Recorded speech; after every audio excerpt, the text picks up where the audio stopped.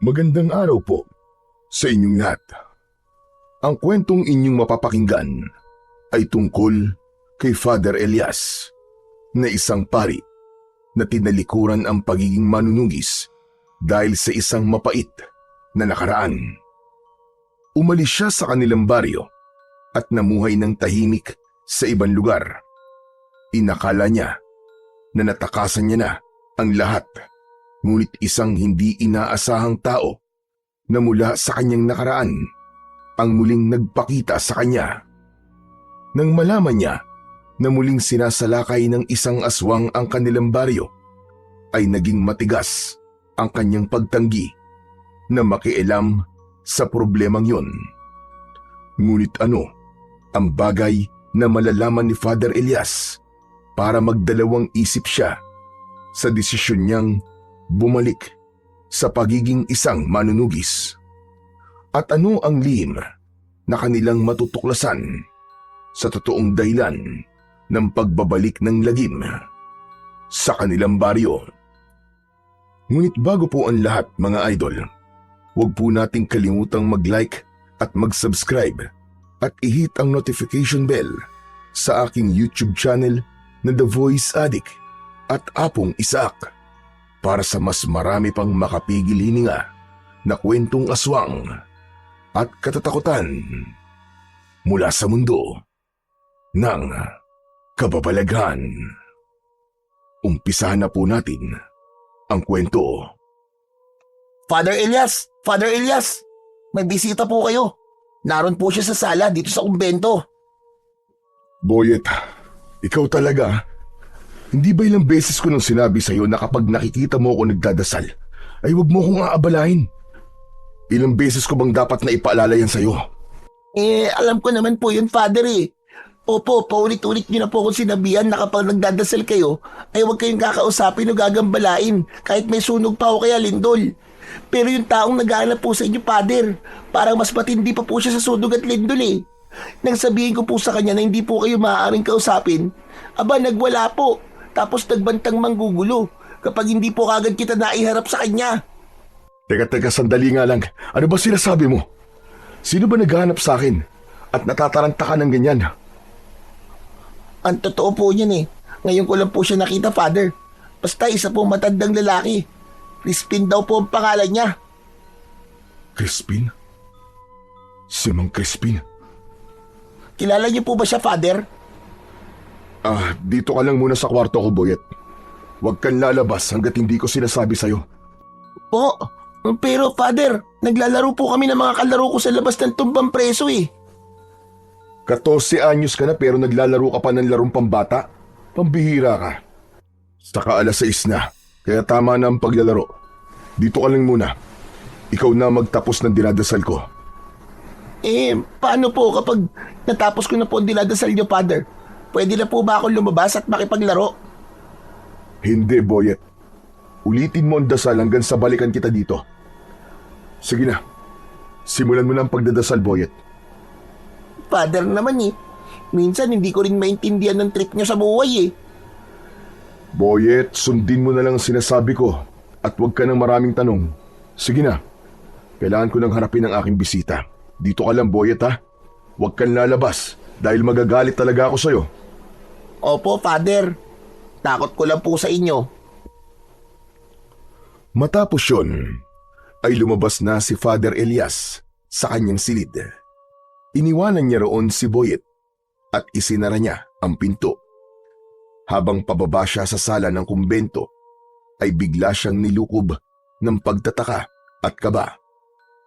Isang Crispin lamang ang kilala ni Father Elias at yun ay si Mang Crispin na isang kilalang albularyo sa baryo kung saan siya isinilang at lumaki. Ang baryong matagal niya nang kinalimutan dahil sa masalimuot na pangyayaring naranasan niya roon. Mahigit 10 taon ng pari si Father Elias sa lugar kung saan siya kasalukuyang naninirahan. Doon ay tahimik ang kanyang buhay at iginagalang siya ng lahat. Ramdam niya ang pagmamahal ng mga tao sa kanya. At yun ay dahil sa pagpapakita niya rin ng pagmamahal sa lahat. Kabaligtaran yun ng naging buhay niya sa baryo kung saan siya nagmula. Nang makarating si Father Elias sa sala ng kumbento, ay isang matandang lalaki na may suot na salakot ang nakita niya. Nakatalikod yun sa gawin niya. Abala ang matandang lalaki sa pagtingin sa mga larawan na nakapatong sa mahabang tokador.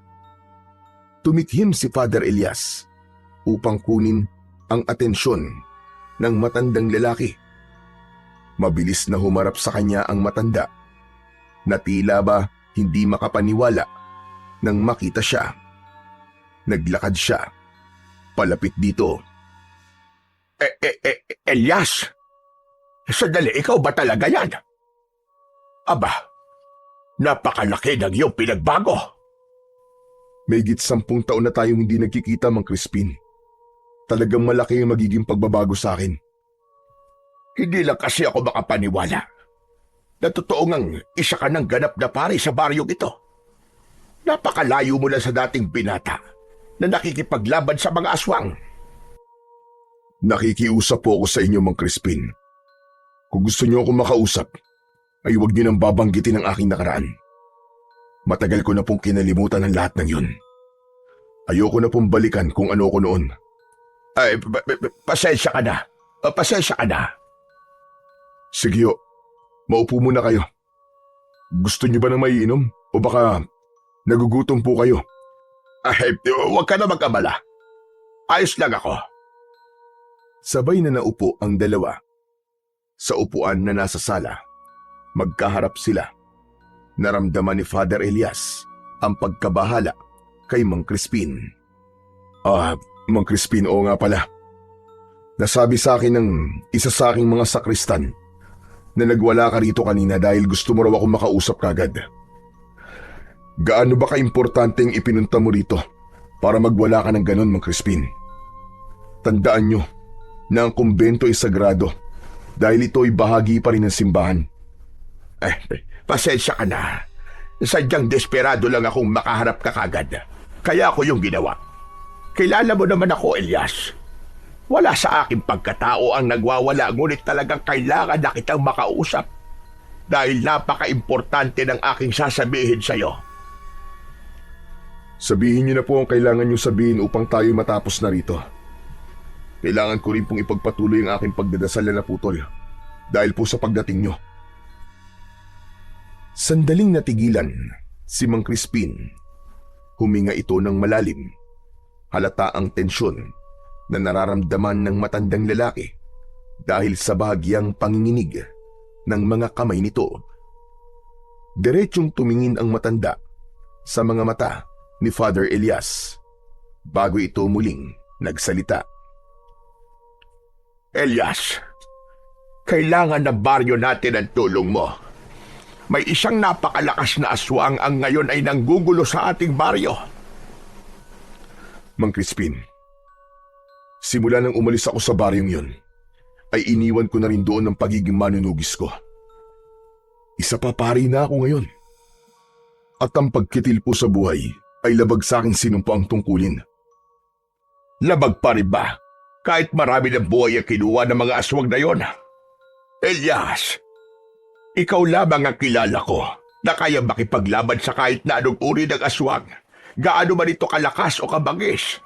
Sigurado ko na matatalo at mapapatay mo siya. Pasensya na po, Mang Crispin. Pero hindi na po ako babalik sa baryong yun.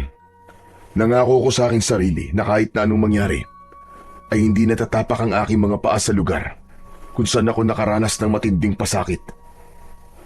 Nauunawaan kita, Elias. Sadyang hindi maganda ang karanasan mo sa ating baryo. Ngunit ang aswang na aking tinutukoy ay ang bangkilan na si Gubara. Si Gubara? Nananaginip yata ako, Mang Crispin. Naiisip niyo bang gumawa ng kwento para lang bumalik ako sa ating baryo? Hindi yan uubra sa akin. Alam kong matagal nang patay si Gubara. Pinatay siya ng aking lolo matagal ng panahon. Mawalang galang na po. Pero makakaalis na po kayo. Magtatayo na sana si Father Elias, pero mabilis na nagsalita si Mang Crispin upang pigilan siya. Nagsasabi ako ng totoo, muling nabuhay si Gubara. Sa dahilang hindi namin alam. Ginamit niya ang katawan ng asawa ni Kapitan Ramil, si Celia. Ano? Paano nangyari yun? Kahit kami, ay hindi rin alam ang kasagutan kung paano yun nangyari. Sumapi ang kaluluwa ni Gubara kay Celia. Kaya nagkaroon siya ng katawan. Kaya ngayon, ay muling naghahasik ng lagim at kamatayan si Gubara sa baryo natin, Elias. At ang kapatid mong si Amara, siya ang nangunguna sa pagprotekta sa mga tao.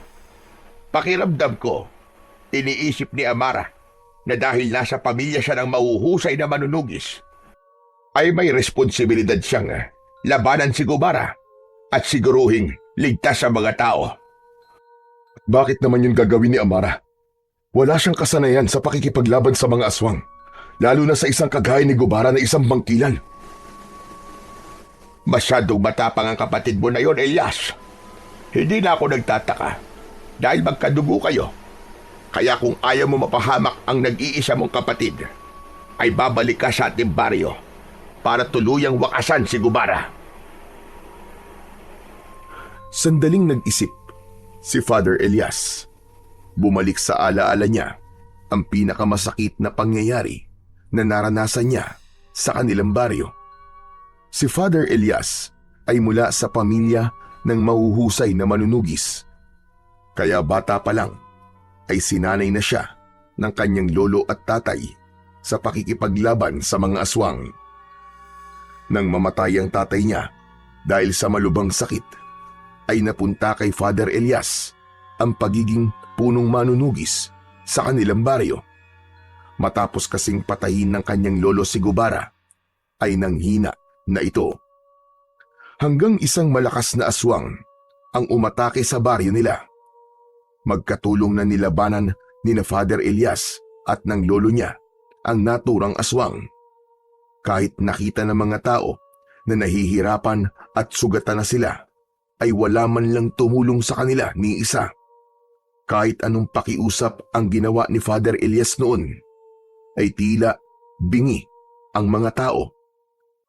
Napatay man ni Father Elias ang aswang, ay napatay din ng aswang ang lolo niya. Naputol ang pagbabalik tanaw ni Father Elias nang muling nagsalita si Mang Crispin.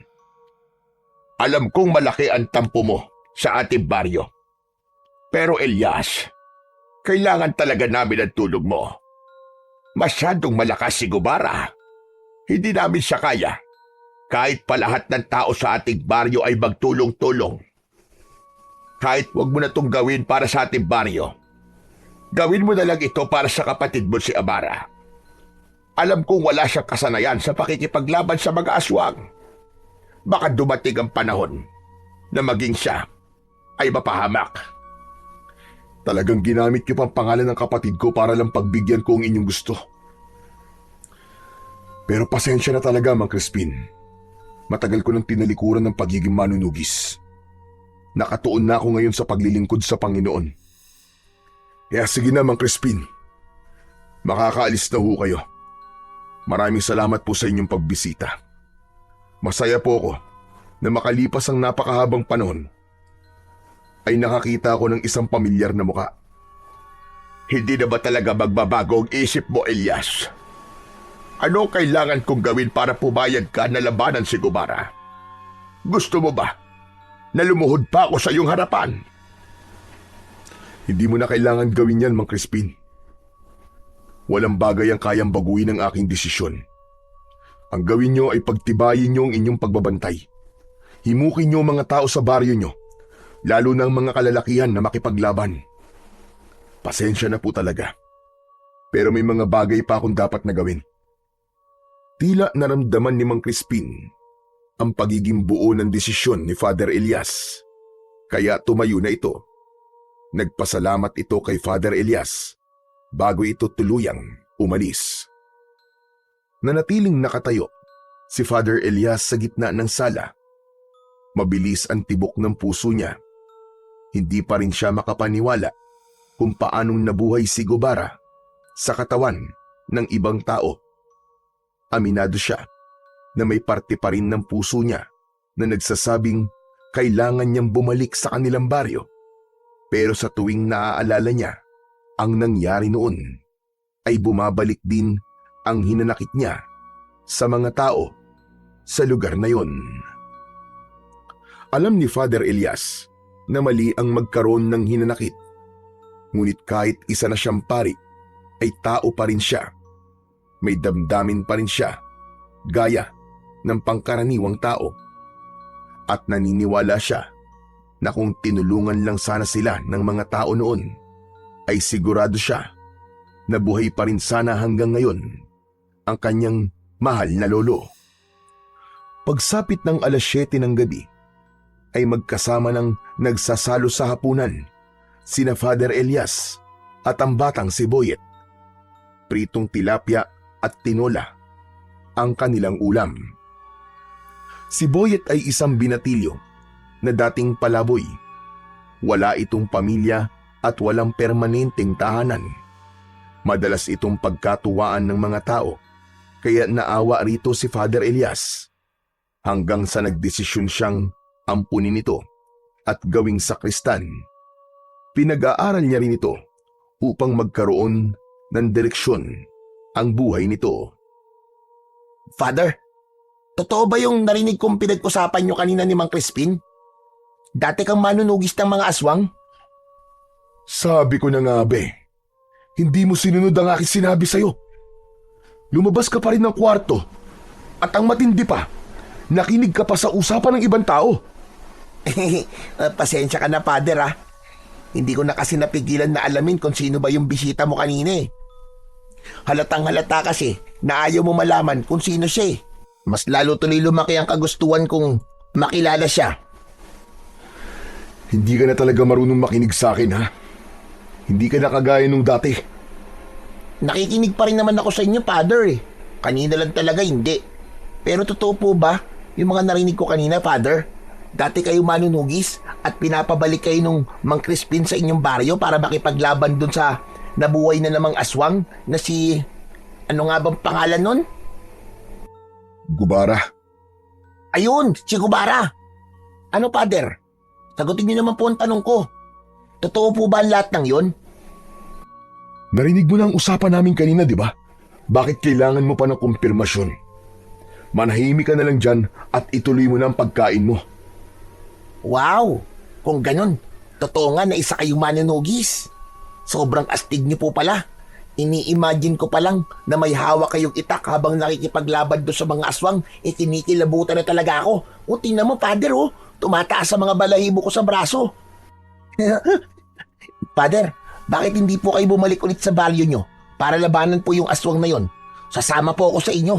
Gusto ko po kayong makitang nakikipaglaban sa aswang. Tumahimik ka na, Boyet, pwede ba? Hindi yan mangyayari. Dahil hindi na ako babalik sa baryong yun. Pero, Father... Boyet, tama na. Tapusin mo na ang pagkain mo at huwag ka na magtanong sa mga bagay na hindi makakatulong sa ating dalawa. Naging seryoso ang mukha ni Father Elias at diretso niyang tinignan ang mga mata ni Boyet. Napayuko si Boyet at ipinagpatuloy na lamang nito ang pagkain. Alam ni Boyet na kapag ginawa na yun ni Father Elias, ay unti-unti na siyang nagagalit. Ngunit ang totoo ay hindi galit si Father Elias. Nais lang niyang iwasan na mapag-usapan ang kanyang nakaraan dahil matagal na siyang nangako sa kanyang sarili na hindi niya na yon babalikan. Kinagabihan, habang mahimbing na natutulog si Father Elias, ay dinalaw siya ng isang masamang panaginip.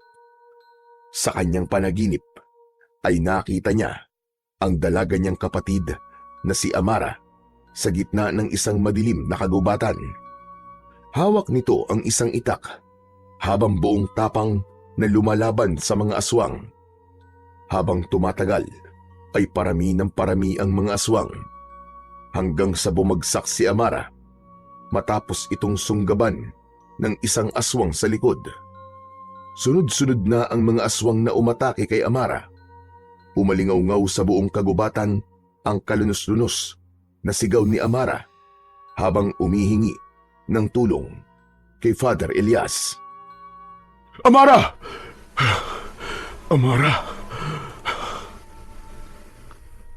Napabalikwa si Father Elias nang magising siya mula sa panaginip na yun. Habol niya ang paghinga at tagaktak ang malamig na pawis na tumutulo sa kanyang noo. Nagulat siya at muling napasigaw nang bumukas ang pinto ng kanyang silid. Pumasok si Boyet na may dalang kandila kaya inakala niya na isa itong multo. May pag-aalangang lumapit si Boyet kay Father Elias. Father Elias, ano po nangyari? Bakit ka po sumigaw? May magnanakaw bang nakapasok? Nasaan po? Humanda siya sa akin dahil makakatikim siya ng karate ko. Kung makapagsalita ka ng karate, parang marunong ka talaga nun ah. Mas natakot pa nga ako sa pagdating mo eh. Pambihira ka, akala ko multo ka na nangihingi ng hustisya. Aray, grabe ka talaga sa akin, Father Elias ha. Minsan iniisip ko tuloy, hindi kayo totoong pare. Masyado pong pasmado ang bibig nyo eh. Lumabas ka na nga ng kwarto ko, Boyet. Bumalik ka na sa silid mo at matulog ka na. Pero bakit nga po kayo sumigaw, Father? Yung sigaw nyo po kasi parang takot na takot po kayo eh. Wala ito. Nanaginip lang ako ng hindi maganda. Ano po napanaginipan nyo, Father? Kwenta nyo naman po sa akin, makikinig ako. Boyet, ayoko magkwento ngayon. Sige na, iwan mo na ako. Okay lang ako. Sure po ba kayo, Father? Oo, huwag ka nang makulit, Boyet. Lumabas na si Boyet ng kwarto ni Father Elias. Nang mag-isa na siya, ay umayo siya ng higa pero hindi na siya nakabalik sa pagtulog. Inalala niya ang nakababata at nag-iisa niyang kapatid na si Amara. Naisip niya na may posibilidad na magkatotoo ang panaginip niya na yun dahil sinabi ni Mang Crispin na si Amara ang nangunguna sa pakikipaglaban sa aswang na si Gubara.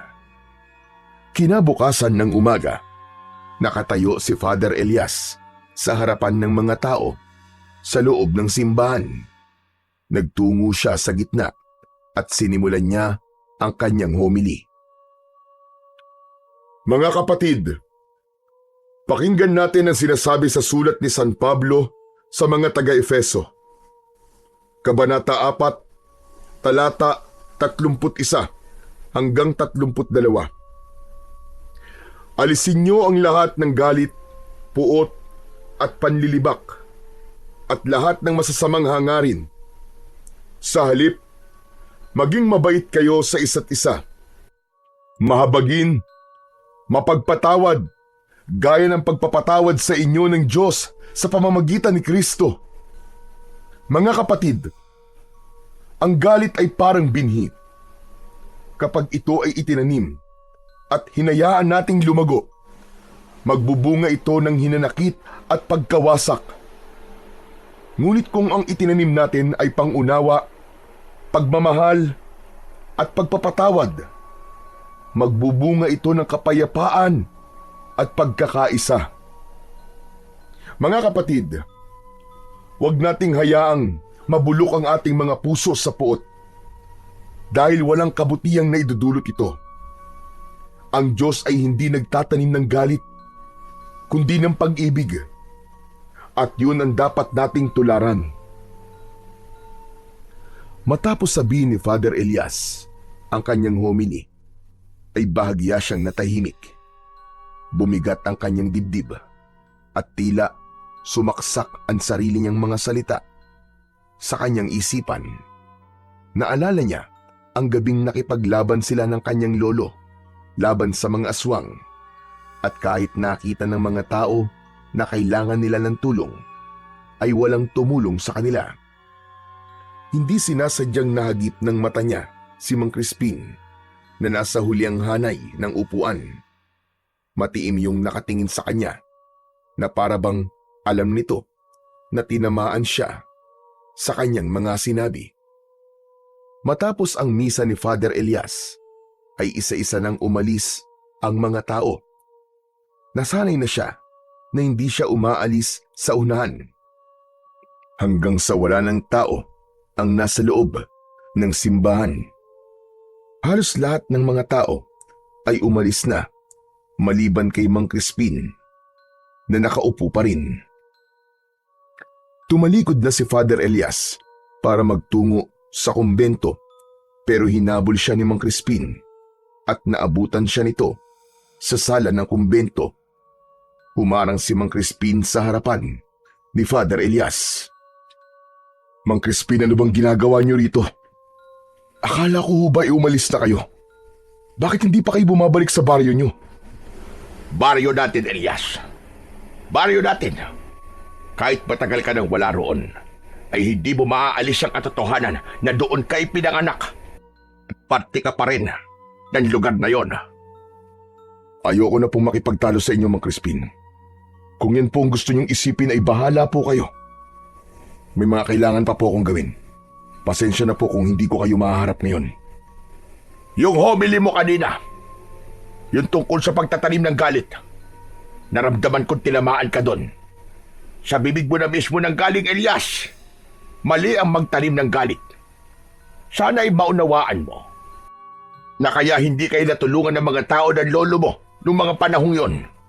Dahil lubang takot sila, bukod doon. Wala silang alam sa pakikipaglaban sa mga aswang. Tumiim ang bagang ni Father Elias. Nag-init ang kanyang mga mata. Ginawa niya ang lahat upang pigilan ang pagpatak ng kanyang mga luha. Hindi na lang siya nagsalita dahil alam na alam niyang hindi magagandang salita ang lalabas sa kanyang bibig. Inisip niya na siya ay isang pari at alagad ng Diyos at katatapos lang niya sa kanyang misa. Nang hindi na nagsalita si Father Elias, ay tumalikod na lamang si Mang Crispin. Nakakailang hakbang pa lamang si Mang Crispin nang bumalik sa alaala ni Father Elias ang napanaginipan niya kagabi. Ang totoo, hindi na siya nakatulog simula nang magising siya sa panaginip niyang yun. Mang Crispin, sandali lang po. Huminto si Mang Crispin at muli itong lumapit kay Father Elias. Bakit, Elias? Nagbago na ba ang isip mo? Sasama ka na ba sa akin pabalik sa baryo natin? Mang Crispin, totoo ba ang sinabi mo na nangunguna si Amara sa pakikipaglaban kay Gubara? Totoo yun. Totoo ang sinabi ko sa'yo. Kahit ako'y nagulat ng pangunahan ni Amara ang pakikipaglaban kay Gubara. Nasabi ko na sa'yo ang maaaring dahilan niya. Bakit mo nga pala naitanong yan bigla? Ang totoo po kasi niyan, napanaginipan ko po si Amara kagabi. Nakikipaglaban po siya sa mga aswang tapos pinatay siya ng mga aswang. Mang Crispin, natatakot ako sa maaaring mangyari sa kapatid ko sa ginagawa niya. Kaya nga kailangan mo sumama sa akin, Elias. Kailangan mong tulungan ng kapatid mo. Nakikiusap ako sa iyo. Sandaling nag-isip si Father Elias. Si Amara na lamang ang nag-iisang kadugo niya. Kahit natiis niya na wag itong makita ng ilang taon, ay mahalaga pa rin sa kanya ang kapatid niya. Sige po, sasama na po ako sa inyo. Pero kailangan niyo akong bigyan ng ilang araw dahil kailangan kong makahanap ng pari na pansamantalang papalit sa akin dito. Hindi po ako maaaring umalis dito ng basta na lamang. Salamat. Salamat, Elias. Hindi mo alam kung gaano ako kasaya sa desisyon mo na yan. Huwag ka mag-alala. Dahil hihintayin kita. Sabay tayong babalik sa baryo natin at sigurado ko na ikaw ang tatapos sa kasamaan ni Gubara. Gaya ng ginawa ng iyong lolo noon. Umango na lamang si Father Elias bilang tugon. Pero sa loob ng utak niya ay may ibang bagay siyang nais gawin. Kaya gusto niyang bumalik sa kanilang baryo. Matapos ng pakikipag-usap ni Father Elias kay Mang Crispin, ay nagtungo na siya sa kanyang silid. Umupo siya sa upuang nasa tabi ng bintana. Sa pagdungaw niya sa bintana ay nakita niya si Mang Crispin na naglalakad papalayo sa simbahan. Nagulat si Father Elias sa biglang pagpasok ni Boyet. May dala itong malinis na kumot at mga punda. "Pwede ba, Boyet, matuto ka namang kumatok? Kung may sakit ako sa puso, aba, matagal na akong inatake sa puso ng dahil sa'yo." Hehe, bawasan mo kasi ang pagkakape, Father. Nagiging masyado ka nang magugulatin eh. Nandito po ako para palitan po ng punda ang mga unan nyo. Saka papalitan ko na rin po ang kumot nyo. Okay, sige. Gawin mo lang dapat mong gawin at pagkatapos ay lumabas ka na. Muling itinuon ni Father Elias ang kanyang mga mata sa labas ng bintana habang si Boyet naman ay nagsimula na sa pagpapalit ng punda ng mga unan. Kailan po pala kayo aalis para sumama kay Mang Crispin, Father? Siguro baka sa Miyerkules. Kailangan ko lang makasiguro na may papalit sa akin dito. Teka, paano mo nalaman na aalis ako? Nakausap mo ba si Mang Crispin at siya nagsabi sa'yo? Hindi po. Narinig ko po ang pinag-uusapan nyo kanina ni Mang Crispin. Hindi ba't ang sabi ko sa'yo hindi ka dapat nakikinig sa usapan ng ibang tao? Teka, bago ka magalit, Father, gusto ko lang pong sabihin sa inyo na hindi ko sinasadyang marinig ang pag-uusap niyo ni Mang Crispin. Dadalhin ko na po kasi sana yung mga ginagamit niyo sa misa sa storage room. Tapos, doon ko na po narinig ang pinag-uusapan niyo. Hindi ko po yung sinasadya, maniwala po kayo. Kahit na, Boyet. Dapat ay umalis ka na lang para hindi mo narinig ang pinag-uusapan namin. Pero Father, babalikan na po ba talaga sa baryo niyo? Ibig sabihin makikipaglaban ka na po ulit sa mga aswang? Babalik ako sa lugar na yung, Boyet. Pero hindi ako makikipaglaban sa mga aswang. Pero, yun ang narinig ko sinabi ni Mang Crispin, Father Yun ang sinabi niya. Pero hindi ko sinabing ganun ang gagawin ko. Kaya ako babalik sa baryong yun. Babalik ako ron para kunin ang kapatid ko na nakikipaglaban sa aswang. Dadaling ko siya rito para makasigurado ko na ligtas siya. Pero Father Elias, para pong pinaasa niyo lang po si Mang Crispin kung ganon. Ang akala niya po kasi, kaya ka sasama sa kanya dahil makikipaglaban ka ron kay Gubara.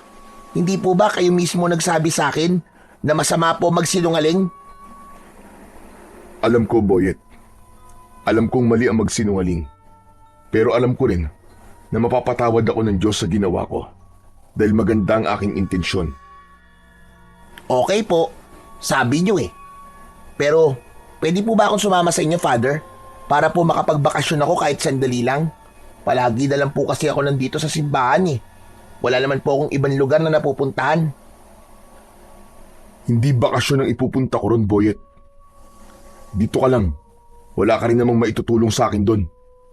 Aba, pwede po ako magdala ng mga dadali nyo. Pwede niyo po akong utusan kung kinakailangan. Saka, hindi po ako sanay na malayo sa inyo, Father Sige na po, isama niyo na po ako. Mamimiss ko po kayo Panigurado na magiging masaya ako kapag sumama ako sa inyo. Ay, nako. Sige na. Oo na, payag na ako na sumama ka sa akin. Pero tandaan mo na ayoko magpapasaway ka ron, ha? Hindi ka pwedeng mawala sa paningin ko at lahat ng sasabihin ko ay kailangan mo sundin. Nagkakaintindihan ba tayo? Yun lang po pala Yakang-yaka ko pong gawin yon. Bahagyang napangiti si Father Elias sa kasiyahan na ipinakita ni Boyet. Kahit makulit si Boyet at madalas itong nagpapasaway, ay mahalaga pa rin ito sa kanya. Parang anak na ang turing niya rito at wala siyang ibang nais kundi ang ikabubuti at kasiyahan nito. At kung ang pagsama nito sa kanya sa baryo kung saan siya magtutungo ay magpapasaya rito, ay handa siyang isama ito roon. Agad na nagtungo at nakipag-usap si Father Elias sa kanilang obispo upang humingi ng pahintulot para makapagbakasyon siya ng 1 linggo. Ipinaliwanag niya na may kamag-anak siyang namatay at humingi siya ng tulong dito na magpadala ng pansamantalang kapalit na pari sa kanyang parokya. Ilang araw ding naghintay si Father Elias bago dumating ang itinalagang pari na pansamantalang hahalili sa kanya upang magpatuloy ng mga misa at gawain sa simbahan. Nang matiyak niyang maayos na ang lahat at walang maiiwang responsibilidad na nakabinbin, ay nakahinga na siya ng maluwag at inihanda na niya ang sarili para sa nalalapit niyang pagbabalik sa kanilang baryo. Isang gabi, abala si Father Elias sa pag-iempake ng mga gamit na dadalhin niya sa pag-alis nila mamayang madaling araw. Huli niyang inilagay sa kanyang traveling bag ang Biblia at rosaryo. Matapos niyang mag-empake, ay may kumatok sa pinto ng kanyang kwarto. Bumukas yun at pumasok si Boyet. Father Elias, tapos na po ako mag-empake. Hindi ko na po dinamihan ang dinala kong damit kasi ang sabi niyo po, ilang araw lang naman tayo ron. Oo, Boyet. Basta makumbinsi ko ang kapatid ko na sumama sa atin, babalik na kagad tayo rito. Pero Father, sigurado po ba kayo na sasama po sa atin ang kapatid niyo? Hindi po ba siya po ang nangunguna sa pakikipaglaban sa aswang sa baryo niyo? Mas matanda ako sa kanya at naniniwala ako na makikinig siya sa akin. Alam kong alam niya na gagawin ko to dahil ayoko mapahamak siya. Eh si Mang Crispin, Father. Anong tungkol kay Mang Crispin, Boyet? Hindi po ba kayo inuusig ng konsensya niyo? Kasi nagsisinungaling po kayo sa kanya. Asang-asa pa naman siya sa inyo na makikipaglaban kayo ron kay Gubara. Kawawa naman siya, Father. Mas kawawa ang kapatid ko, Boyet, kapag namatay siya sa kalaban niyang aswang. Talagang patay kagad, Father? Hindi pa pwedeng mapahamak muna? Alam mo, ikaw na bata ka, ang dami mo talagang alam. Sige na, matulog ka na. At maaga pa tayong aalis mamayang madaling araw. Kapag ikaw hindi nagising, iiwan talaga kita. Grabe ka talaga, Father. Matutulog na nga po ako eh. Huwag niyo po akong iiwan, ha? Nagmamadaling umalis si Boyet para magtungo na sa kwarto nito. Nang mag-isa na muli si Father Elias, ay siniguro niya na wala na siyang nakalimutang ilagay sa kanyang bag bago siya natulog. Pagsapit ng madaling araw, ay lumabas na ng kumbento sina Father Elias at Boyet. Bit-bit nila ang kanika nilang bag. Sinalubong sila ni Mang Crispin sa labas ng simbahan. Mula roon ay sumakay sila ng tricycle na nagatid sa kanila sa istasyon ng bus. Sumakay sila ng bus at nang napuno na yon ng pasahero, ay umandar na yon. Magkatabi sina Father Elias at Mang Crispin habang si Boyet ay nasa kanilang likuran. Habang nakamasid si Father Elias sa labas ng bintana, ay naririnig niya ang boses ni Mang Crispin. Sa totoo lang, suntok sa buwan ang pagpunta ko sa inyo, Elias. Hindi ako sigurado kung sasama ka sa akin o hindi. Kaya napakasaya ko ngayon dahil kasama na kitang babalik sa ating baryo. Hindi mo alam kung gaano kalaki ang tulong na magagawa mo sa aming lahat. Lalo na't ikaw lamang ang kilala kong may kakayahan na makipaglaban sa kagaya ni Gubara. Maging ako, Mang Crispin, ay hindi makapaniwala na sasama ako sa inyo. Ngunit huwag niyong isipin na ito ay gagawin ko para sa mga tao sa baryong yun. Ayoko lang may mangyaring masama sa aking kapatid na si Amara. Siya na lamang ang natitira kong kadugo. At para sa isang babae, ay hindi siya ang dapat nangunguna sa pakikipaglaban kay Gubara. Ang bagay na yun ay gawain ng isang lalaki. Sadyang nasa dugo ni Amara ang pagiging manunugis. Pinipigilan ko siya nung una. Pero matindi ang pagnanais niyang makipaglaban upang iligtas at protekta ng ating baryo. Hindi na nagsalita pa si Father Elias at ipinikit na niya ang kanyang mga mata upang hindi na siya kausapin pa ni Mang Crispin. Labis na ang konsensyang kanyang nararamdaman dahil puro kasinungalingan na ang lumalabas sa kanyang bibig. Hindi niya kasi kayang sabihin kay Mang Crispin na kaya siya babalik sa kanilang baryo ay upang kunin at ilayo roon ang kanyang nag-iisang kapatid. Makalipas ang napakahabang oras ng pagbiyay, ay nakarating na sina Father Elias sa baryong iniwanan niya noon. Hapon na nang makarating sila roon. Sa tagal na nawala siya sa lugar na yon, ay halos wala yung pinagbago. Halos walang katao-tao sa labas, kahit hindi pa madilim ang paligid. Ramdam ni Father Elias ang takot na bumabalot sa buong baryo. May ilan na nakakita sa kanya at tinitigan siya ng mabuti mula sa malayo na parabang inaalam ng mga ito kung sino siya. Nang makarating na sila sa harapan ng bahay ni na Father Elias, ay bahagyang naluha ang pari. Samot-saring alaala ang bumalik sa kanya. Mula sa kanyang pagkabata hanggang sa tuluyan na siyang naging ganap na manunugis ng mga aswang. Halika, sigurado ko na nasa likod ng inyong bahay si Amara. Alam ko na kapag ganitong oras ay gumagawa siya roon ng mga sibat mula sa kawayan. Naunang nagtungo si Mang Crispin sa likod ng bahay. Marahan ng pagakbang na nakasunod naman dito sina Father Elias at Boyet. Nasa gilid pa lang sila ng bahay ay narinig na nila ang boses ni Amara. Mang Crispin, nakabalik na po pala kayo. Kumusta po ang lakad nyo? Kasama niyo na po ba si Kuya Elias? Nakarating na si Father Elias sa likod ng bahay. Naroon si Amara na may hawak na kawayan at itak. Tuluyan nang pumatak ang luha ni Father Elias nang malaman na dalagang-dalaga na ang kanyang kapatid. Malayo na yon sa dalagitang si Amara nang umalis siya sa baryong yun. Naluluwang lumapit si Amara kay Father Elias. Hindi makapaniwalang tinignan siya nito. Kuya, ikaw na ba talaga yan? Kuya Elias? Ako nga, Amara. Bagay na bagay pala talaga sa'yo maging pari, kuya. Bagay sa'yo ang suot mong abito. Totoo nga ang sinabi mo sa akin bago ka umalis na magiging pari ka dahil mas gusto mo ang tahimik na buhay. Iiwan ko muna kayo magkapatid para makapag-usap kayo. Boy at Iho, ilagay mo muna ang gamit ni Elias sa loob at sumama ka sa akin.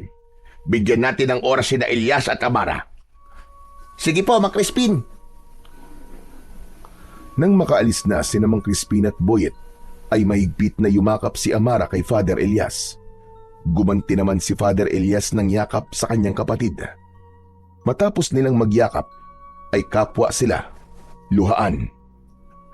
Sobrang saya ko, kuya. Kasi nandito ka na ulit sa baryo natin.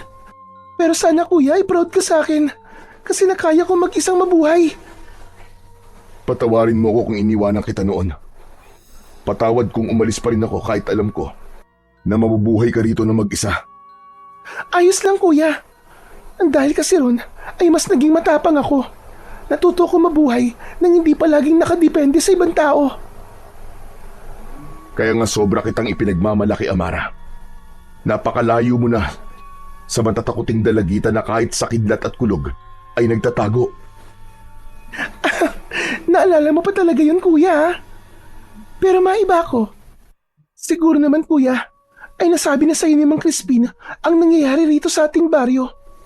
Si Gubara, yung malakas na bangkilan, nabuhay ulit siya.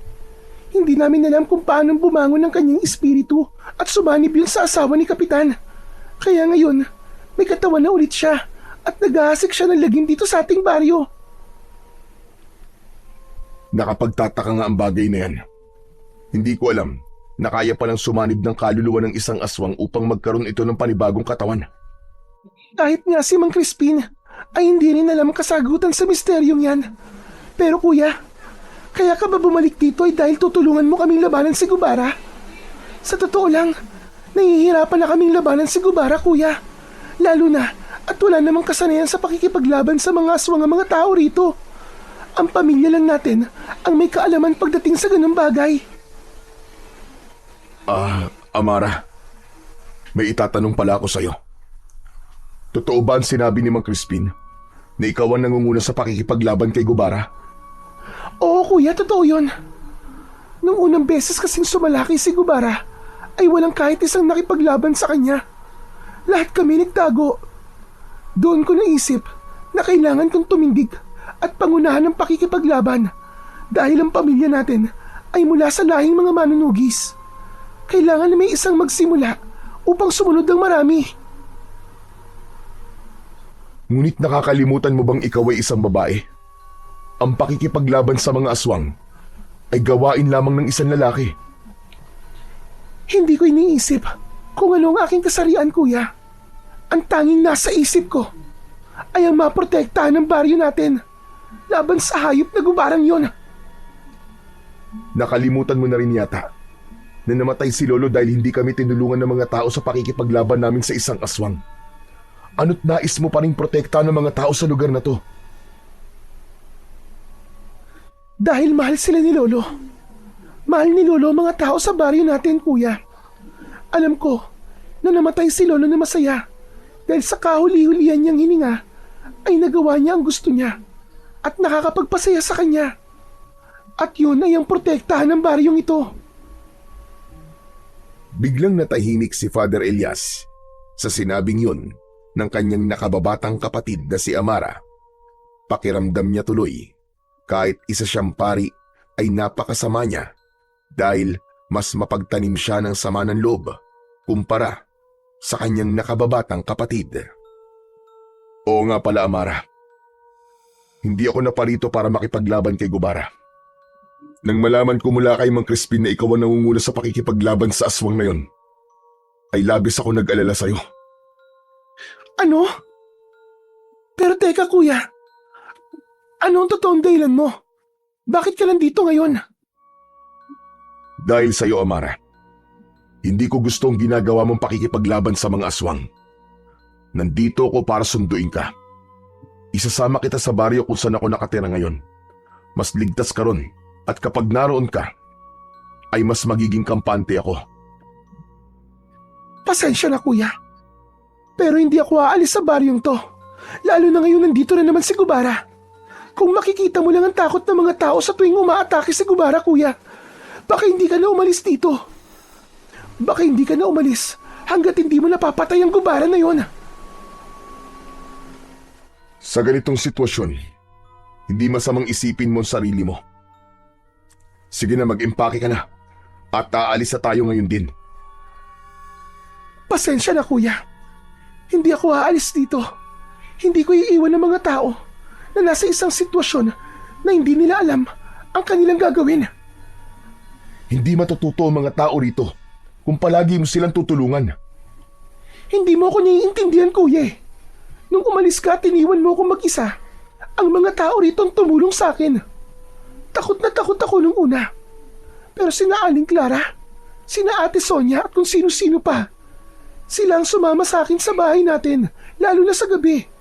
Binibigyan nila ako ng pagkain na araw-araw dahil alam nilang wala akong trabaho. Kung hindi dahil sa kanila, malamang ay ginusto ko na lang na sumunod kay Lolo sa kabilang buhay. Kaya itong ginagawa kong ito ay pagbawi ko sa kabutihan nila sa akin, kuya. Hindi man nakikipaglaban sa mga aswang ang karamihan sa mga tao rito, pero bumabawi naman sila sa ibang bagay. Yan sana ang gusto kong maintindihan mo, kuya. Nararapat nang nilang gawin ang lahat ng yun sa'yo, Amara. Napakalaki ng naitulong ni na tatay at lolo sa mga tao rito nung buhay pa sila. Buong buhay nila ay inilaan nila para protekta ng baryong to mula sa mga aswang. Kahit na, kuya. Pasensya ka na talaga. Pero hindi ako sasama sa'yo sa baryong sinasabi mo. Dito lang ako. Kaya kung hindi ka naman pala makikipaglaban kay Gubara at narito ka lamang para sunduin ako, ay mas makabubuti pang umalis ka na lang. Amara, para rin sa'yo ang pag-alis natin dito. Hindi ka sinanay para makipaglaban sa mga aswang. Natatakot ako na baka may kung anong mangyari sa'yo kapag itinuloy mo ang ginagawa mo na yan. Kaya bilang nakatatandang kapatid mo, bilang kuya mo, inuutusan kitang sumama sa akin sa pag-alis ko. Pasensya na talaga, kuya. Pero buo ng pasya ko. Dito lang ako. Poprotektahan ko ang mga tao rito mula kay Gubara. Hanggang mapatay ko na siya at bumalik na ang kapayapaan dito. Kung ganun, hindi ako aalis dito hanggat hindi ka sumasama sa akin. Mas maganda yun, kuya. Panigurado na habang buhay ka nang maninirahan dito. Dahil sa sinabi mo na yan. Nagtama ang mga mata ni na Father Elias at Amara. Nakita ni Father Elias na seryoso si Amara at tila ipinaramdam nito na wala itong dahilan para lisanin ang lugar na yon. Ngunit nangako si Father Elias sa kanyang sarili na hindi siya aalis sa baryong yun nang hindi niya kasama ang kanyang nag-iisang kapatid. Matapos kausapin ni Father Elias si Amara, ay pumasok na siya sa kanilang bahay. Ang plano niya ay magpahinga na sapagkat naramdaman niya ang pagod mula sa napakahabang biyahe nila kanina. Napansin niya na halos walang nagbago sa kanilang bahay. Nakasabit pa rin sa isang parte ng dingding ang mga litrato nila ni Amara kasama ang kanilang ama at lolo. Nakangiti silang lahat doon. Bakas sa mukha nila ang labis na kasiyahan. Ngunit para kay Father Elias, ang kasiyahang yun ay hindi na niya mararamdaman dahil wala na ang kanyang ama at lolo. Maya-maya pa ay dumating ang batang si Boyet. Agad itong lumapit sa kanya. Grabe si Mang Crispin. Alam naman niyang pagod ako sa biyahe. Nilakad niya ako ng nilakad dito sa baryo. Wala naman akong nakitang kakaiba, Father. Parang ganito rin sa baryo natin eh. Ay teka, nakausap niyo na po ba si Ate Amara? Pumayag na po ba siyang sumama sa atin? Hindi ko pa siya napapapayag, Boyet. Masyado siyang matigas. Ayaw niyang makinig sa akin. Talagang gusto niyang gayahin sina tatay at lolo. Naprotektahan ng baryong to laban sa mga aswang hanggang sa huli nilang hininga. Nako, problema po yan, Father. Ibig po ba sabihin hindi ka agad tayo aalis dito? Ganun na nga, Boyet. Kailangan ko mapapayag ang kapatid ko sa gusto kong mangyari. Sinabi ko na sa kanya na hindi ako aalis hanggang sa hindi siya sumasama sa atin. Yes, ayos! Anong yes ayos ang sinasabi mo dyan, ha? Bakit parang masaya ka pa yata? Ay, sorry, Father. Pero di ba, ang sabi ko po sa inyo, ay gusto ko po magbakasyon. Kung hindi agad tayo aalis dito, ibig sabihin ay matagal din akong ligtas sa mga gawain sa simbahan. Bakit, Boyet? Nagsasawa ka na ba sa mga ginagawa mo sa simbahan, ha? Hindi naman po. Pero simula po kasi ng ampunin niyo ako, ay wala na akong ginawa kundi ang maglingkod sa simbahan at gawin ang mga dapat kong gawin doon. Hindi sa nagsasawa po ako, pero tao lang po tayo, Father. Kailangan din po natin ng pahinga kahit sandali sa mga bagay na nakasanayan nating gawin, hindi po ba? Pakiramdam ni Father Elias ay pinapatamaan siya ni Boyet sa mga sinabi nito kahit hindi yun ang intensyon nito. Aminado siya na simula nang naging pari siya ay inilaan na niya ang kanyang sarili sa paglilingkod sa Panginoon at tuluyan niya ng tinalikuran ang pagiging manunugis. Ngunit kahit ano pa ang sabihin ni Boyet o ng ibang mga tao, para sa kanya ay wala na siyang dahilan para bumalik sa pakikipaglaban sa mga aswang. Kinagabihan, naghanda si Amara ng masarap na hapunan. Nagprito ito ng galunggong at nagluto din ito ng ginisang munggo. Naging magana ang pagkain ni na Father Elias at Boyet. Ang galing mo palang magluto, Ate Amara. Napakalayo ng luto mo sa luto ni Father Elias. Bakit? Ano bang klaseng luto ang ginagawa ni Kuya? Nako, ayoko na lang magsalita at baka masaktan pa si Father Elias eh. Ibig sabihin, hindi ka talaga nasasarapan sa mga niluluto ko, Boyet? Hindi ba kapag nagluluto ko, ay palagi mo sinasabi na masarap? Wala naman kasi akong choice, Father eh. Ikaw lang naman kasi ang nagluluto para sa atin sa simbahan. Hayaan mo, kapag sumama sa atin si Amara, ay palagi na masarap ang kakainin natin sa simbahan. Biglang naubo si Amara sa sinabing yun ni Father Elias. Oh, ayos ka lang ba, Amara? Nasamid ka ba? Uminom ka muna ng tubig. Nabigla lang ako sa sinabi mo, kuya. Akala ko kasi nakapag-usap na tayo kanina at malinaw na sa'yo na hindi ako sasama sa'yo. Malinaw din ang sinabi ko. Hindi ako aalis dito nang hindi ka kasama. Kuya, pwede bang isang tabi muna natin ang bagay na yan? Kararating mo lang dito. Gusto ko naman na mag-usap tayo na walang tensyon na namamagitan sa ating dalawa.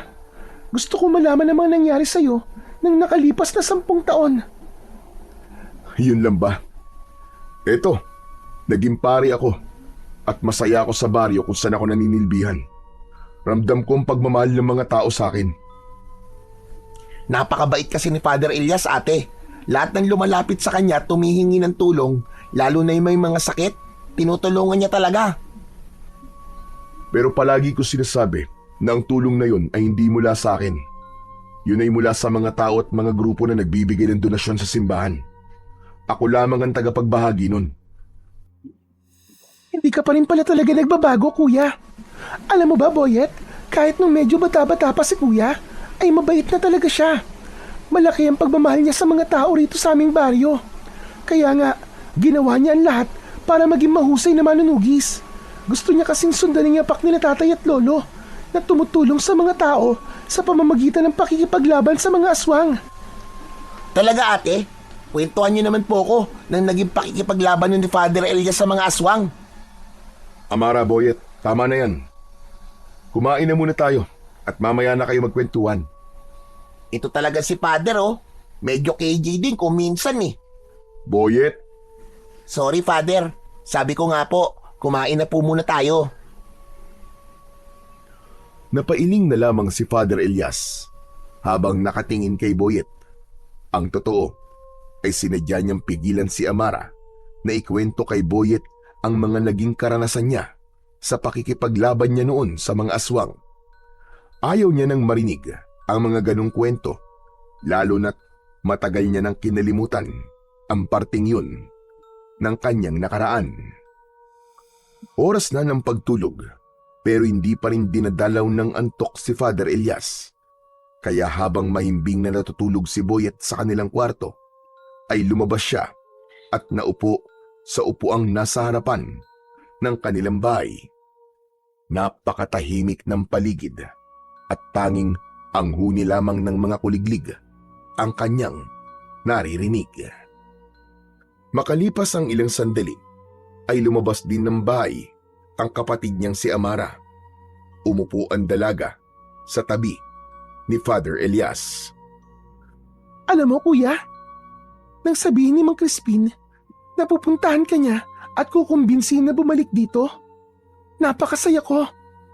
Sa loob kasi na mahigit 10 taon, hindi ako nawalan ng pag-asa na babalik ka rito. Pasensya ka na, Amara, kung hindi man lang kita dinadalaw dito. Alam mo naman kung ano ang aking dahilan. Pero walang araw at gabi na hindi kita isinama sa aking panalangin. Palagi kong ipinagdadasal na sana ay maayos ka sa araw-araw at palagi kanyang protektahan. Maraming salamat, kuya. Mukhang dinidinig ng Diyos ang mga dasal mo kasi hanggang ngayon ay buhay pa ako. Ngunit gusto kong sabihin sa'yo na minsan hindi sapat ang pagdarasal lang. Hindi pwedeng iasa natin palagi ang lahat sa ating Panginoon. Madalas ang mga nangyayari sa ating buhay ay bunga ng ating desisyon. Kaya alam ko na mas makabubuti kung titigil ka na sa pakikipaglaban sa mga aswang at sasama ka na sa akin. Pasensya ka na talaga, kuya. Pero kahit ilang beses mo akong pilitin, ay hindi talaga ako sasama sa'yo. Nasimulan ko na to, kaya kailangan ko itong tapusin. Isa pa, marami na ring napatay si Gubara simula nung magbalik siya. Si Mang Kaloy, na matalik na kaibigan ni tatay, wala na siya. Pinatay siya ni Gubara, kuya. Pati na rin ang kababata mong sina Alex at Mario. Namatay din sila dahil kay Gubara. Magsasalita pa sana si Father Elias nang mapansin niya na biglang natigilan si Amara. Hinawakan ni Amara ang suot nitong agimat na nakasabit sa leeg nito at mariin itong pumikit. Sa pagmulat ng dalaga ay habol na nito ang paghinga. Bakit, Tamara? Anong nangyayari? Ayos ka lang ba? Si Gubara, kuya. Nandito na naman siya. Kailangan ko siyang harapin. Ano? Hindi. Dito ka lang. Hindi ka aalis, Amara. Ngunit hindi pinakinggan ni Amara si Father Elias. Nagmamadaling pumasok sa bahay si Amara at paglabas nito ay may dala na itong matalas na itak.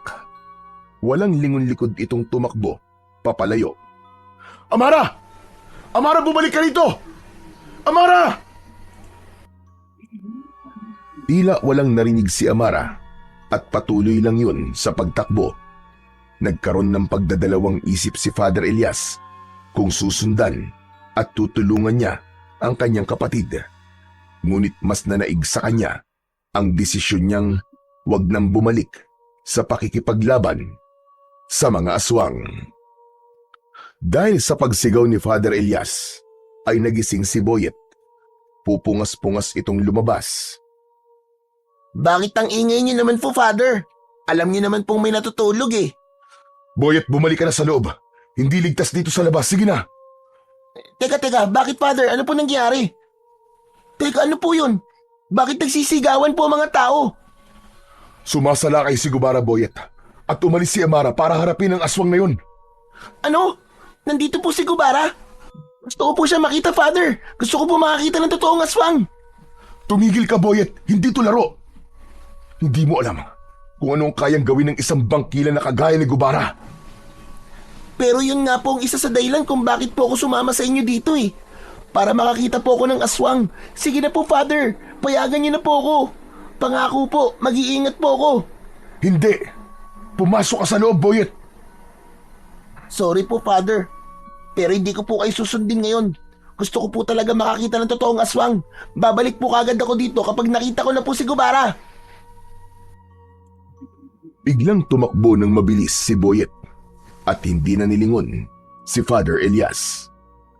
Hindi makapaniwala ang pari sa pagsuway na yon ni Boyet sa kanya at ang unang pumasok sa utak niya ay baka mapahamak ito.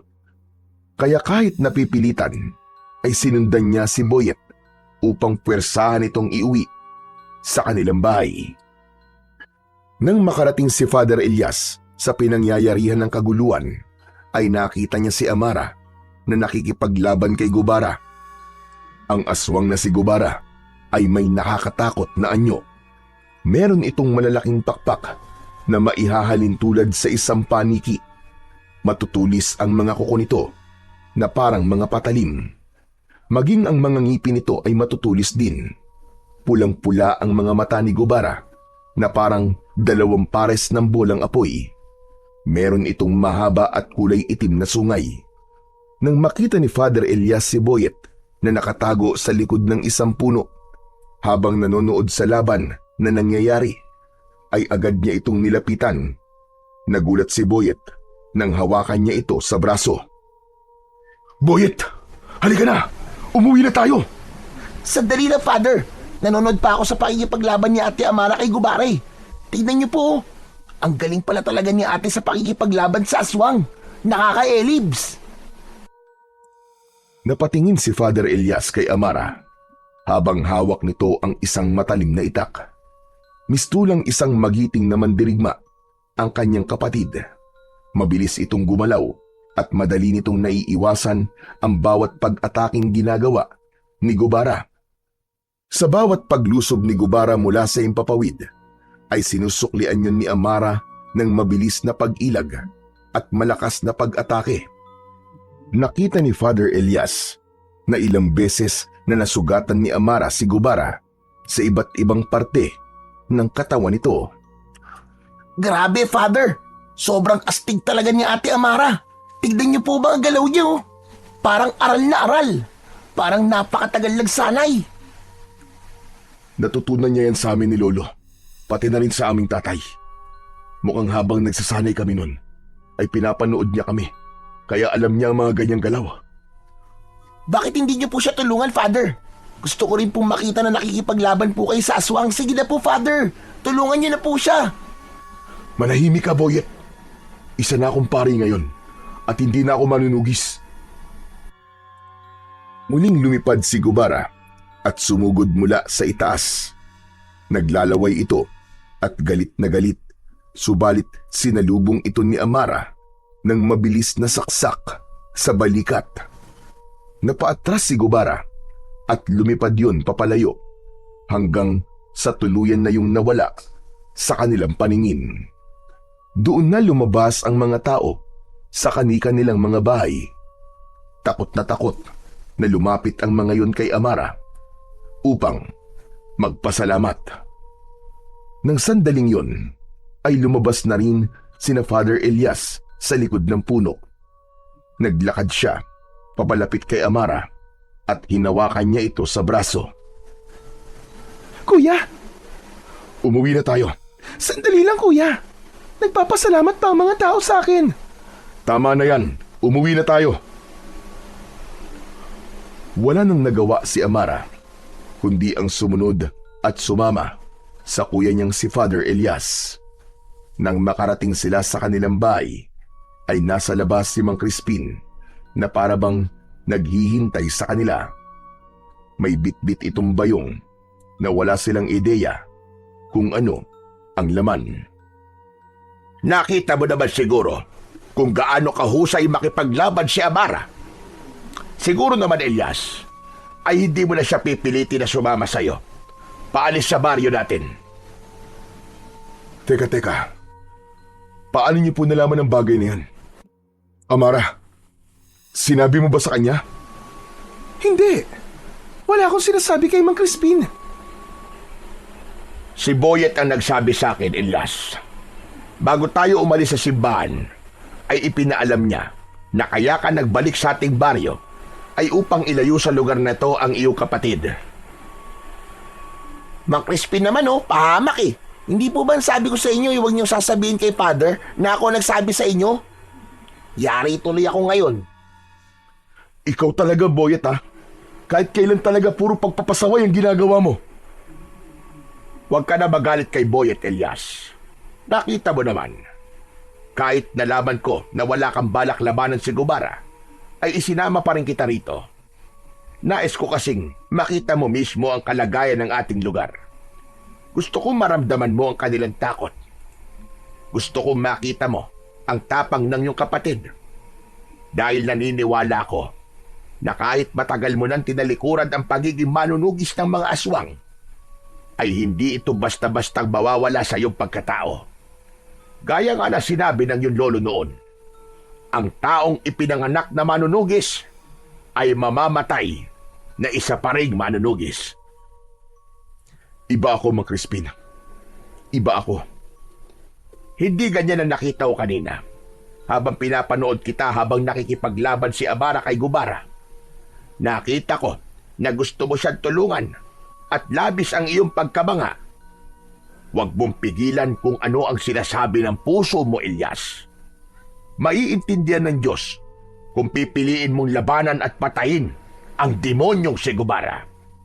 Mas magiging madali ang kamatayan niya kung dalawa kayo ng kapatid mong si Amara ang makikipaglaban sa kanya.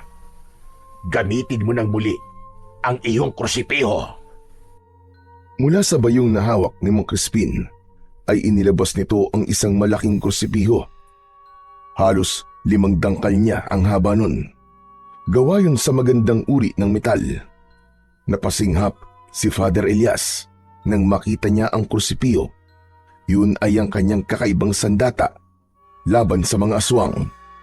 Sa unang tingin ay masasabi na isa lamang yung normal na krusipiho. Ngunit kapag hinugot ang itaas na bahagi nun, ay lalabas ang isang mahabang patalim. Yun ay minana pa niya sa kanyang ama. Lumapit si Mang Crispin kay Father Elias. Inilapit nito sa kanya ang krusipiho. Ilayo niyo sa akin ang bagay na yan. Ayoko na yan makita.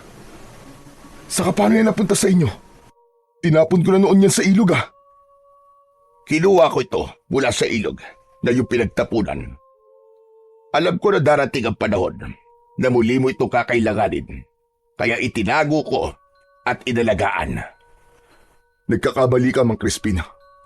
Hindi ko na yan kailangan at kahit kailan, Hindi ko na muling gagamitin ang sandatang yan. Kuya, pakiusap. Tulungan mo akong labanan si Gubara. Oo, nagagawa ko siyang itaboy. Ngunit nararamdaman ko na habang tumatagal ay palakas siya ng palakas. Ayokong dumating sa punto na kapag sobrang lakas na siya, ay hindi ko na siya kayang labanan. Kaya bago pa niya tuluyang makamit ang buo niyang lakas, ay dapat na natin siyang tapusin. Hindi, ayoko. Hindi niyo ako mapipilit na muling maging manunugis. Hindi ako bumalik dito para makipaglaban sa aswang. Nandito ako para sunduin ka, Amara. Nandito ako para ilayo ka sa panganib at sa lugar na to. Ngunit nagulat si Father Elias nang kunin ni Mang Crispin ang isa niyang kamay at ipinatong nito roon ang kursipiyo. Naramdaman niya ang lamig nun. Mabigat yun. Pero kahit matagal niya na yung hindi nahahawakan, ay tila sanay na sanay pa rin siya na dalhin yun. Magnilay-nilay ka, Elias. Pagmasdan mo ng madalas ang sandata na ginamit mo noon para protektahan ang baryong ito laban sa masasamang elemento. Mag-isip ka ng mabuti at sa muli nating pag-uusap, kung ano man ang magiging desisyon mo, ay igagalang namin. Amara, uuwi na ako. Maraming salamat dahil muli mong iniligtas ang ating baryo mula kay Gubara. Matapos yun ay umalis na si Mang Crispin. Naiwan sa mga kamay ni Father Elias ang kursipiho. Hindi na rin nagsalita sina Amara at Boyet. Magkasamang pumasok ang dalawa sa bahay. Naiwang mag-isa si Father Elias sa labas habang hawak niya ang sandata na napakaraming aswang na ang napaslang. Habang nakatingin si Father Elias sa kursipiho, ay hindi niya alam ang kanyang mararamdaman. Nang nagdesisyon siyang itapon yun, ay hindi na siya umasa na muli niya itong makikita. Kaya hindi pa rin siya makapaniwala na nasa mga kamay na niya ang kanyang nag-iisang sandata. Magdamag na hindi nakatulog si Father Elias dahil sa pag-iisip kung ano ang kanyang magiging desisyon. Nagtatalo ang kanyang utak at puso. Nais ng utak niya na sapilitang ilayo ang kapatid niyang si Amara sa lugar na yon.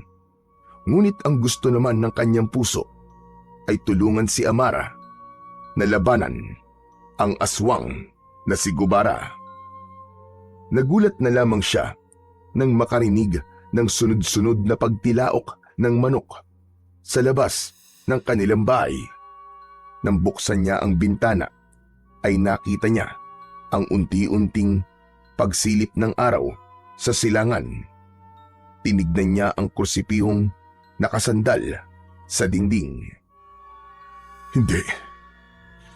Hindi na kita kailangan. Matagal na kitang tinalikuran, gaya ng pakikipaglaban ko sa mga aswang. Isang desisyon ang nabuo sa isipan ni Father Elias ng mga sandaling yun. Kinuha niya ang kursipiyo at saka siya lumabas ng kanilang bahay. Malalaki ang kanyang mga akbang at makalipas ang ilang minuto ay narating na niya ang malinis na ilog na nasa bukana ng kagubatan. Bumalik sa alaala niya ang gabing itinapon niya roon ang sandata niyang kursipiho. Tinignan ni Father Elias ang kursipiho at kinausap niya yon na parabang naiintindihan siya nito. Patawarin mo ko kung sa pangalawang pagkakataon ay itatapon kita. Hindi na kita kailangan. Matagal na kitang kinalimutan. Pero nais kong magpasalamat sa iyo sa mga laban na kasama kita at naipanalo natin. At sana, sa pagkakataong ito, ay huwag ka nang bumalik sa akin. Akmang itatapon na sana ni Father Elias ang kursipiyo sa malalim na bahagi ng ilog nang marinig niya ang pagtawag ni Boyet sa kanya. Paglingon niya ay nakita niya si Boyet na humahangos na palapit sa kanya. Boyet, anong ginagawa mo rito? Nakita po kasi kita na umalis na lang ang Korsipio. Akala ko po kung anong gagawin nyo. Tapos, malalaman ko na itatapon niya na naman po ulit ang Korsipio. Dahil yun ang nararapat sa bagay na to, Boyet. Wala na akong balak na gamitin to. Kaya mas makabubuti na itapon ko na lamang ito tulad ng ginawa ko dati. Sayang naman po kung itatapon niyo po yan, Father Elias. Hindi niyo po ba alam ang kasabihan na kapag pinakawalan mo ang isang tao o bagay, kapag bumalik ito, ay para sa iyo talaga. Kaya Father Elias, para po talaga sa inyong krusipiho na yan. Oras na po para bumalik kayo sa pagiging manunugis. Hindi mo alam ang sinasabi mo, Boyet. Masyado ka pang bata para maintindihan ang mga ganitong bagay. Alam ko naman po. Hindi ko po alam kung gaano kasakit sa inyo na hindi kayo tinulungan ng mga tao rito noon. Kaya namatay ang inyong lolo. Father, matagal ko na pong gustong itanong sa inyo. Bakit ayaw niyo na pong labanan si Gubara? Ano po ba ang pumipigil sa inyo? Kasi kung tutusin po, Father Elias, kayo ang masanay. Kayo po ang mas malakas at kayo po may kakayahan na labanan siya. Nasa inyo po talaga ang lahat ng abilidad para talunin ng aswang na yon. Hindi ko kailangan sagutin ang tanong mo. Mas mabuti pang iwanan mo na lamang ako rito, Boyet. Tulad po ng sinabi ko, Father, naiintindihan ko po na nasasaktan kayo. Naiintindihan ko po na galit pa rin kayo sa mga tao dito. Pero Father Elias, hindi po ba maaaring isantabi nyo na lang muna ang galit nyo at isipin nyo po ang mga buhay na maililigtas nyo? Hindi po lahat ng tao ay kasing tapang po ninyo, Father. Kung wala kayong gagawin, sino po ang aasahan nila? Si Ate Amara po ba? Hanggang kailan niya po kayang mag-isa, Father? Hanggang kailan niya kayang ipaglaban ng baryo habang kayo ay patuloy na pinipiling kalimutan ang tungkulin nyo? Father, hindi lang po sa Diyos kayo merong tungkulin, kundi maging sa mga tao rin. Sa mga sinabing yun ni Boyet, ay tila nayanig ang buong pagkatao ni Father Elias. Para siyang binuhusan ng malamig na tubig. Hindi siya makasagot. Ramdam na ramdam niya ang init ng kanyang dugo at ang paghigpit ng kanyang mga kamao. Ang mga mata ni Boyet na puno ng pag-asa at tiwala ay nagsilbing salamin ng katotohanang matagal niya nang tinatanggihan na hindi niya kayang pabayaan si Amara. At higit sa lahat, hindi niya kayang talikuran ang kanyang tungkulin bilang isang kapatid, bilang mamamayan, at bilang alagad ng Diyos. Labis na natauhan si Father Elias sa mga sinabi sa kanya ng batang si Boyet. Hindi niya inakala na ang binatilyong kagaya nito ang magiging dahilan para maging malinaw ang kanyang pag-iisip. Hindi na niya itinuloy ang pagtapon sa sandata niyang krusipiyo. Bagkus ay bumalik siya sa bahay nila. Nadala yun. Agad siyang nagtungo sa likod ng bahay at sinimulan niyang hasain ang patalim na nakatago sa krusipiyo. Masayang pinapanood ni Boyet ang kanyang ginagawa. Nang makita ni Amara ang ginagawa na yon ni Father Elias, ay napanganga ito. Hindi ito makapaniwala na parabang panaginip lamang ang nakikita nito. Amara, ayos ka lang ba? Bakit parang nakakita ka dyan ng multo? Kuya, totoo ba itong nakikita ko? Hinahasa mo ang krusipiho? Oo eh. Napansin ko kasi na medyo hindi maganda ang pag-aalaga rito ni Mang Crispin. Kailangan ito ng maayos na pag-aasa. Pero sandali lang, kuya. Tama ba ang nasa isip ko? Gagamitin mo na ulit ang sandata mong yan? Hindi ko lang to basta gagamitin. Kundi sasamahan kita, Amara, sa pakikipaglaban mo kay Gubara. Kaya sa susunod na umatake rito si Gubara, ay hindi ka na mag-iisa sa pagharap sa kanya. Dahil dalawa na tayong makikipaglaban sa kanya. Dalawa tayong papatay sa kanya, Amara. Ano? Totoo ba ito, kuya? Baka naman binibiro mo lang ako.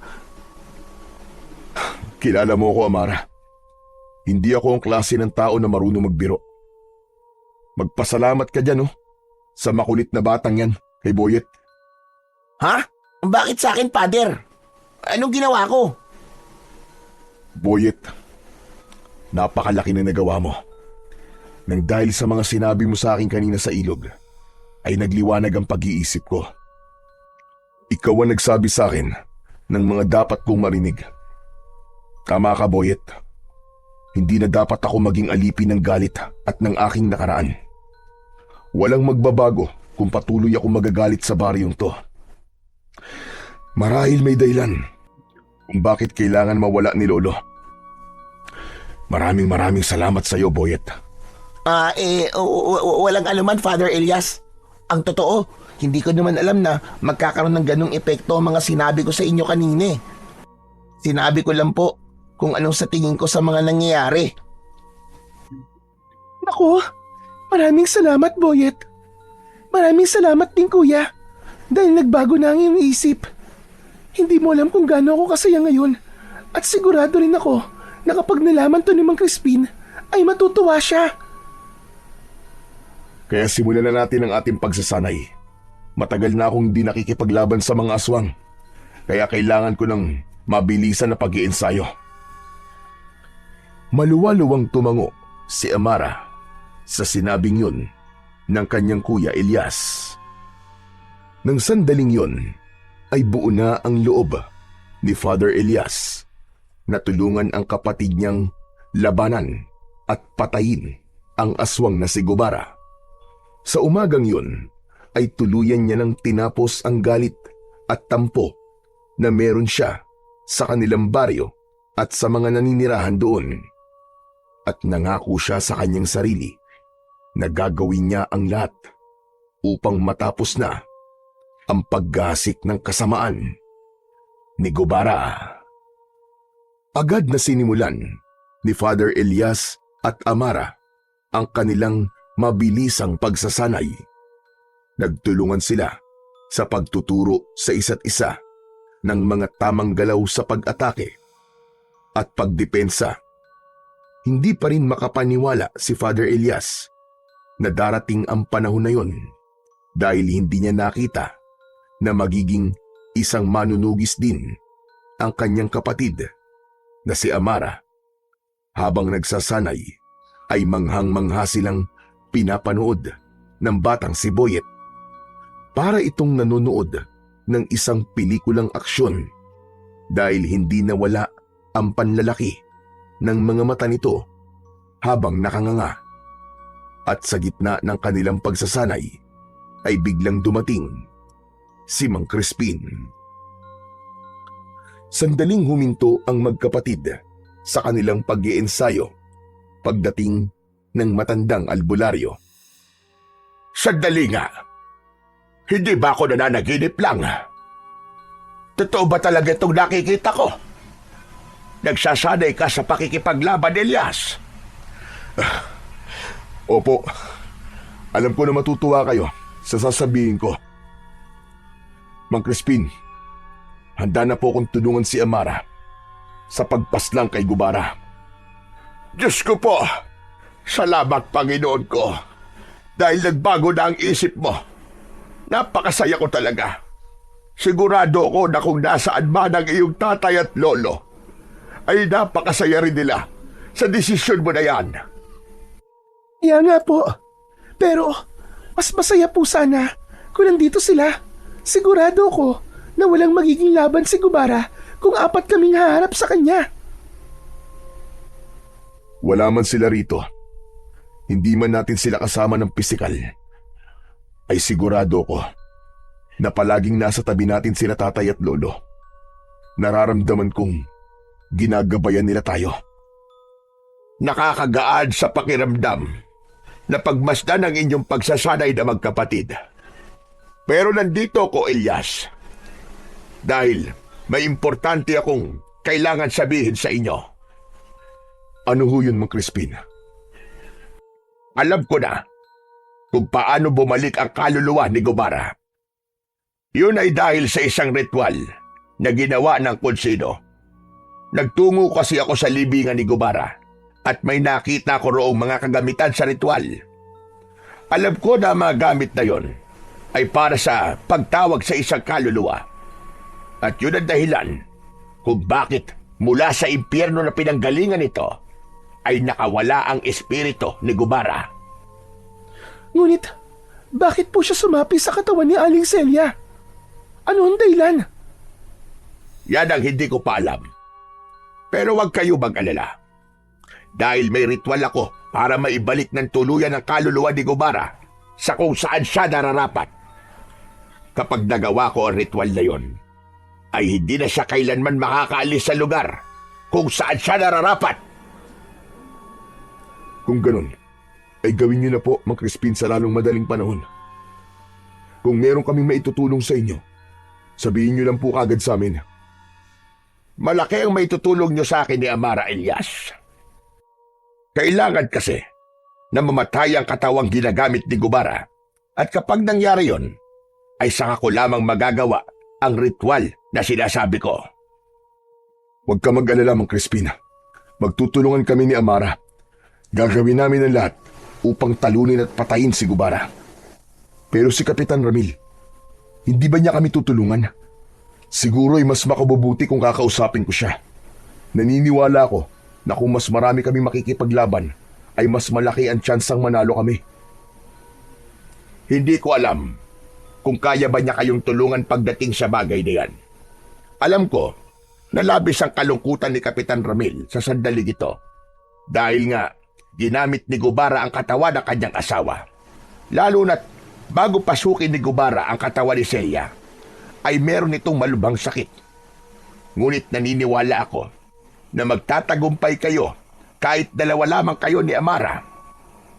Ipagdadasal ko rin na sana sa pagkakataong ito ay maibalik na natin ang kapayapaan sa baryong ito. Nang sandaling yon, ay buo na ang desisyon ni Father Elias na tapusin na ang takot ng mga tao sa baryo nila, bunga ng paggasik ng lagim ni Gubara. Ipinangako niya sa kanyang sarili at sa Panginoon na hindi siya aalis doon hanggat hindi nila napapatay ni Amara ang aswang. Kinagabihan ng araw ding yun, nasa labas ng bahay sina Father Elias at Amara. Hawak nila ang kani-kanilang mga sandata. Si Boyet naman ay natutulog na. Nagbabantay ang magkapatid sa posibleng pag-atake ni Gubara. Alam mo, kuya, hindi pa rin talaga ako makapaniwala na makakasama kita sa pakikipaglaban sa aswang. Nang sabihin mo kasi na wala ka rito para labanan si Gubara, ay hindi ko na inisip na tutulungan mo ko. Kaya talagang napakasaya ko. Marami ako napagtanto sa sinabi sa akin ni Boyet, Amara. Isa na roon ang hindi kita pwedeng pabayaan na mag-isang lumaban. Magkapatid tayo, kaya dapat lang na magtulungan tayo sa lahat ng bagay. Lalo na sa ganitong pagkakataon. Napakasaya ko talaga, kuya. Nararamdaman ko na sa sandaling makaharap natin si Gubara, ayun na ang magiging katapusan niya. Naputol ang pag-uusap ng dalawang magkapatid nang matigilan si Amara. Hinawakan nito ang agimat na nakasabit sa leeg nito at saka ito tumingin kay Father Elias. Ano, Amara? Nararamdaman mo ba? Nandito na naman ba si Gubara? Oo, kuya. Nararamdaman ko siya. Tara na. Hanapin na natin siya. Tapusin na natin ngayon ang paggasik niya ng lagim. Magkasamang tumakbo sina Father Elias at Amara upang hanapin ang kinaroroonan ni Gubara. Hanggang sa narinig nila ang sigawan ng mga tao sa dulong bahagi ng kanilang baryo. Sa kanilang pagtakbo ay nakasalubong nila si Mang Crispin. Diyos ko, mabuti na lamang at nakita ko kayo magkapatid. Sumasalakay na naman si Gubara. Daroon siya, malapit sa ilog. Sige ho, pupunta na po kami ron. Gawin niyo ang dapat niyong gawin. Sa sandaling mapatay niyo si Gubara, ay agad kong isasagawa ang ritual. Ipagdadasal ko ang inyong tagumpay. Sige ho, kami na pong bahala kay Gubara. Pagkatapos nun, nagpatuloy ang magkapatid sa pagtakbo hanggang sa nakita na nila ang kinaroroonan ng aswang na si Gubara. Magkatabing tumayo sina Father Elias at Amara habang nakatingin sila sa aswang na inaatake ang mga tao. Gubara! Kami ang harapin mo! At huwag ang mga walang kalaban-laban! Humanda ka ngayon, Gubara. Dalawa na kami makakalaban mo. Kaya ito na ang magiging katapusan mo. Galit na galit